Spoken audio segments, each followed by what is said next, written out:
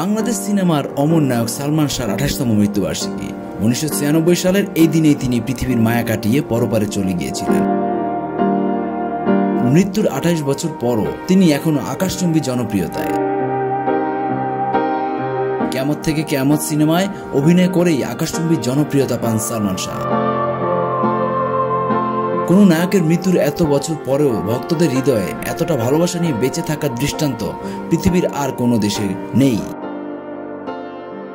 দর্শক যখন বাংলা ছবির নায়কদের যাত্রাপালার মতো একই ধাঁচের পোশাকে দেখে বিরক্ত হয়ে গেছে, তখন সালমান এই প্রচলিত ধারার বিপরীতে পোশাক আশাকে নিয়ে এলেন আধুনিকতার ছোঁয়া।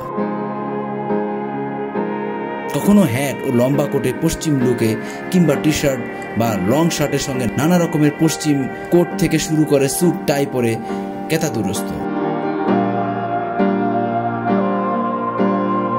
কখনো শার্টের কলার উঠিয়ে কিংবা হাফাতা গেঞ্জি, জিন্সের ওপরের দিকে ভাঁজ, হুডি শার্ট।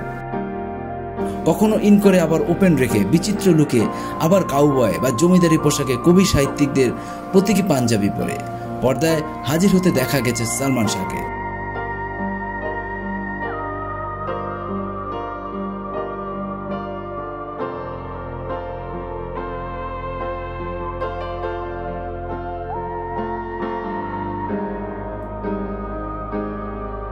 হাফাতা পলো টি শার্টের হাতা ভাঁজ করে পরা সালমান শিখিয়েছেন। ফেট জিন্সের হাঁটুতে রুমাল বেঁধেছেন সালমান।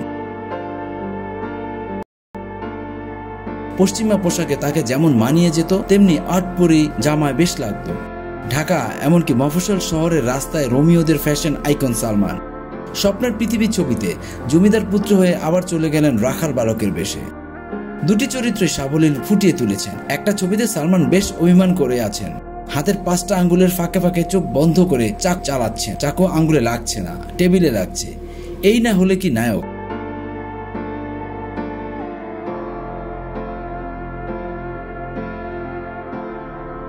তিনি কি দেখেছেন ছেড়ে যাওয়া সঙ্গী ও অনুরাগীরা কি গভীর শ্রদ্ধা ও নিখাত ভালোবাসায় স্মরণে রেখেছেন তাকে?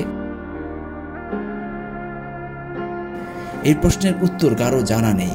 তবু মানুষ বুক ভরা আশা নিয়ে, প্রগাঢ় বিশ্বাস নিয়ে থাকে যে লোকান্তরে চলে যাওয়া স্বজন নিশ্চয়ই দেখতে পাবেন তাদের নিবেদিত শ্রদ্ধা, ব্যথাতুর হৃদয়ের রক্তক্ষরণ।